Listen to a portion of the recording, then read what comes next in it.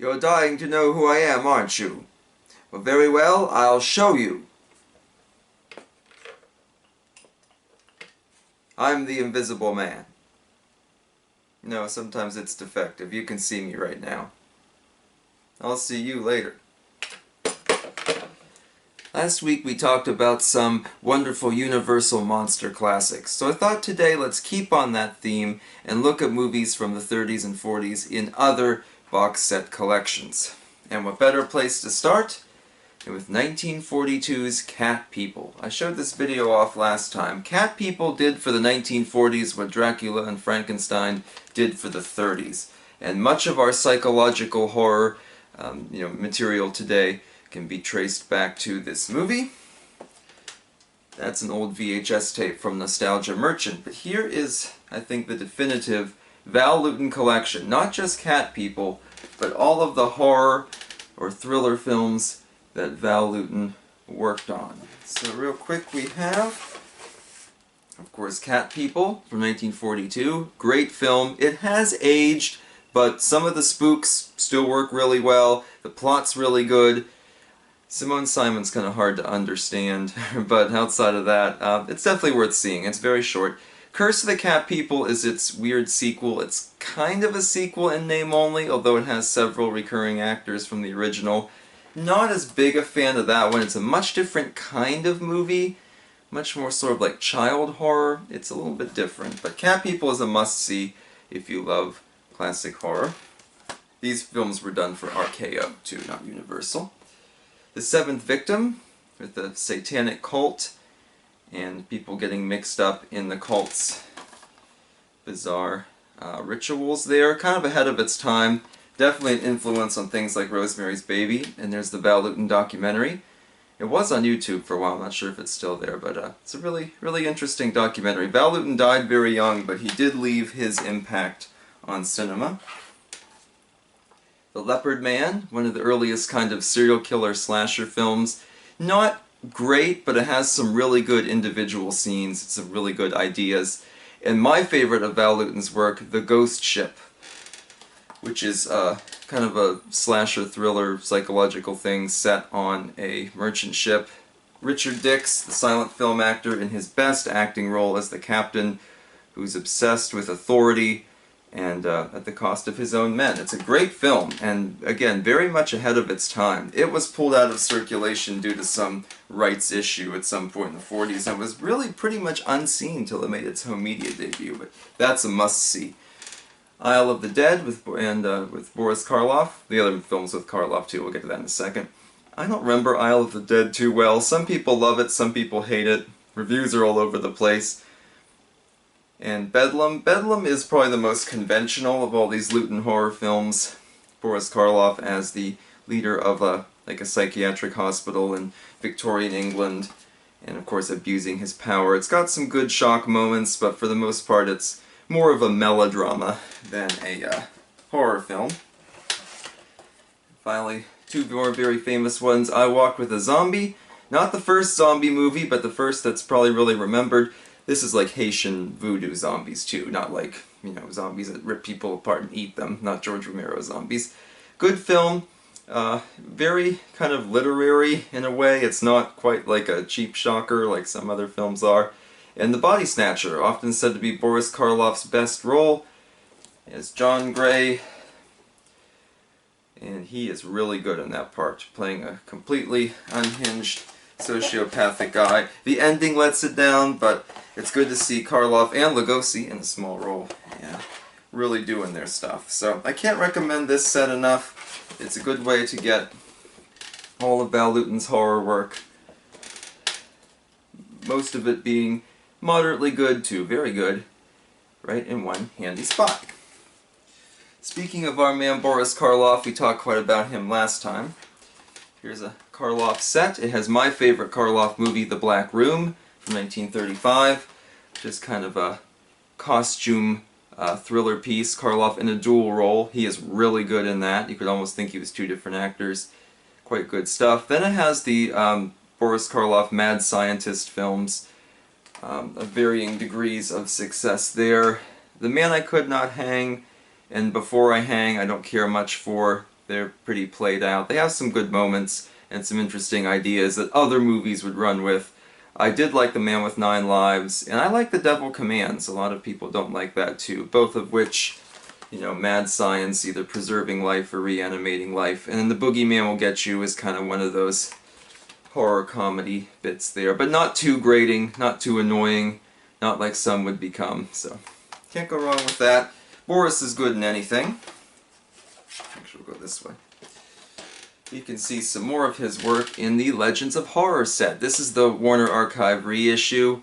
There's an older version that was discontinued. So this has Boris in the Mask of Fu Manchu. You can see him up here at the top as Fu Manchu. Very controversial film.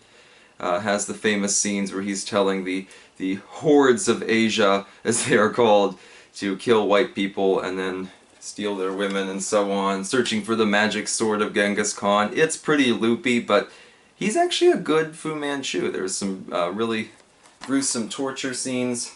We have Dr. X, which is, I think, the first color horror film with Lionel Atwill. It's aged pretty badly, but it's interesting to see. We have The Return of Dr. X with Humphrey Bogart. You can see him down there. His only horror film role. He does a decent job. He at least tries. It's a dumb movie filled with all kinds of weird, loopy things, but if you like silly mad science, it works. We have The Devil Doll with Lionel Barrymore down there. More of a melodrama and also kind of a Christmas horror film with people being shrunk to miniature size and then they can commit murders and things like that. Some of the effects are really good in that. The movie itself is pretty silly and hackneyed, but it's a good watch. Nothing wrong with that. And we have Peter Lorre in Mad Love. You can see him in the bottom middle there. The variation of The Hands of Orlok, the classic story there. Redone, obsessed with a young starlet and making sure her concert pianist husband gets the hands of a murderer. It's a pretty cool film. I haven't watched it in a very long time. And we also have The Mark of the Vampire, which I'm not a big fan of. Bela Lugosi up there in his vampire garb. It's okay, I guess. But there are so many other better vampire films. That's my least favorite on this set. It's a nice set. I like having it there. I think I got them all. Yeah, I did. Let's look at one of the TCM Greatest Classic Collection 4-packs. I love the Greatest Classic Collections. These came out when I was in high school and I bought a whole bunch of them. So we have the 1940s Dr. Jekyll and Mr. Hyde. I talked about that in my Great Books on Video VHS video that I made a while ago. It's good. It's not my favorite version of the story. The Haunting is a little newer, from 1963. A lot of people love The Haunting. I think it's just okay. I think it could have benefited from kind of a snappier pace. I mean, it's deliberately designed to be slow and more psychological, but I think it needed a few more shocks and scares. House of Wax with Vincent Price there from 1953. Maybe next week or the following week we'll talk about the one from the 30s, but I like House of Wax. It was originally made in 3D, and that shows. There are lots of gratuitous 3D shots in there, even though I'm watching it in 2D. But Price is really good. I love the set. And we gotta talk about Gooble Gobble, Gooble Gobble. We Accept Her, One of Us, 1932's Freaks. Freaks is a whole subject unto itself, I think. It is different than anything else, decades ahead of its time, almost more an exploitation film, really, with all these actual sideshow attractions, poor people who were exploited just because they look different or developed differently. You know, it's a great film. It's very weird. It's a kind of a conventional story, I guess, with weird sideshow trappings, and it is effective. And there are deleted scenes that survive that are on that DVD, like alternate endings and stuff, the implications of which are pretty gruesome. But if you want to see actual carnival attractions, or people who were forced to be carnival attractions, you know, 90 years ago, 100 years ago, you can watch this and see, you know, various half people and armless people and things like that. It's different. It's worth seeing, just for how weird and how famous it is. Next up, we have the Fox Horror Classics Volume 1. I sadly don't have Volume 2. Someday I'm going to get it. We have the 1944 version of The Lodger. When we talk about Alfred Hitchcock, we'll talk about the original version of The Lodger. And there are several different remakes there. This is probably my least favorite one. I like Laird Krieger, and he played crazy psychotic guys in almost every movie he was in, but you know, it's okay. The Undying Monster from 1942, you can see in the center there. I like The Undying Monster, but it actually tries to marry the psychological horror with the actual like monster horror, like take some from Cat People and some from the Wolfman. It doesn't quite work in that sense, but it's got some really good scenes. It's got a couple kind of gruesome bits there, and then a really good psychological horror thriller, Hangover Square, also with Laird Krieger. This is from 1945. I really like Hangover Square. He was a great composer who has strange fits and forgets who he is and can't control his impulses, and there are murders and acts of violence. It's really good, and again, also kind of ahead of its time. It feels more like something we'd see in like the 70s or 80s. Of course, they would have added some more gratuitous violence if that had been the case, but Hangover Square is pretty darn effective. And the last one for today, because I didn't want to talk forever, Mill Creek Entertainment. Yeah, this is Mill Creek. Mill Creek Entertainment is known for peddling big 50 movie packs at dirt cheap prices. This has a little bit of everything in it. Of course, Lon Chaney Sr. as the Phantom of the Opera decorates the front of the box. It also has his Hunchback of Notre Dame in it. Both great films. It has Metropolis, the silent classic. It has George Romero's Night of the Living Dead. It has Herc Harvey's Carnival of Souls from 1962. All sorts of wonderful horror films that the copyrights have just expired on. And then it also has, of course, plenty of crappy B movies, some of which were Mystery Science Theater fodder, like The Corpse Vanishes, and The Killer Shrews, and The Screaming Skull, and some that could very easily have been, but I don't think they ever were, like The Phantom from 10,000 Leagues, and The Last Woman on Earth, and you know, those kind of crappy ones too, and everything in between. Some of those crappy Mystery Science Theater, you know, ones were actually decent films, like Tormented. It's actually an okay movie. And then it has some sort of kind of horror films, like A Shriek in the Night, which is more of a detective story, or The World Gone Mad, which is more of a melodrama, but you know, people think that they can somehow tie it in. There are some good kind of forgotten ones in here too, like 1933's The Vampire Bat. A little bit of everything from I want to say 23 to 1968, so you get a pretty wide variety. Dementia 13 is in there. That just got like a reissue fairly recently. I bought this maybe in like 2009, 2010. You know, I like it for what it is. I'll show you what the disc sleeves look like. Have kind of double-sided discs there.